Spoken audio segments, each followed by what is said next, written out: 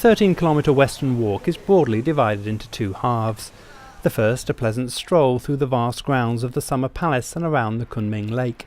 The second a long straight walk south along the wide Jingmi canal that sits below the busy western edge of the city.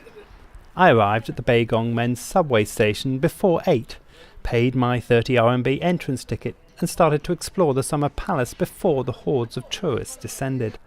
I crossed the bridge that overlooks the colourful Suzhou Street, through an arch and then up into the rocks and pagodas. It's possible to walk around the hill to the lake, but more fun to explore the caves and courtyards within the mount, especially in the morning when every nook and cranny hides early risers practicing their ancient exercises.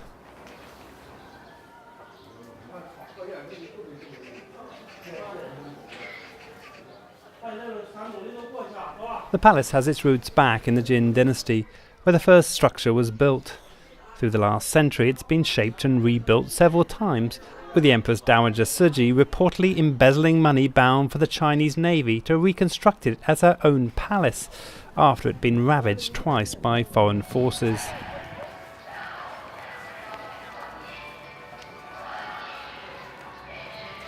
After I descended back to the lake, I turned right and weaved my way over the small bridges and onto the long embankment that heads south to the end of the park.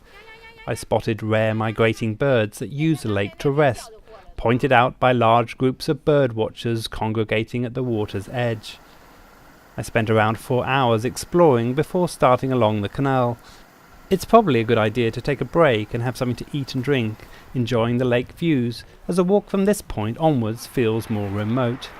The steep embankments along the canal shield you from the busy highways and buildings you walk through.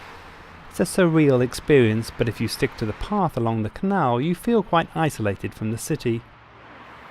The walk takes you along the main water supply that Gu Shaojing, Kublai Khan's architect, built to bring water down from the Baifu Spring and into the city around 1,000 years ago.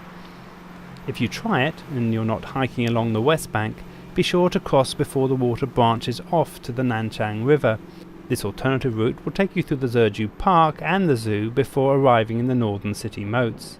I carried on south on the wide of the two branches, and all the way down until it meets the Nanhan River, where I went east, past the CCTV tower, and then left the water for the Gongjufen subway station to make my way home.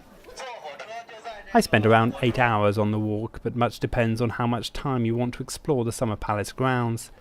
There's little shade along the way, so if you're walking in summer, be prepared for long periods in the sun, particularly on the canal stretch. Oh, and if you think the walk is too much to do in one go, there are boats that can take you from the Summer Palace as far down as the Nanchang River. This is DJ Clark on the Beijing Waterways for China Daily.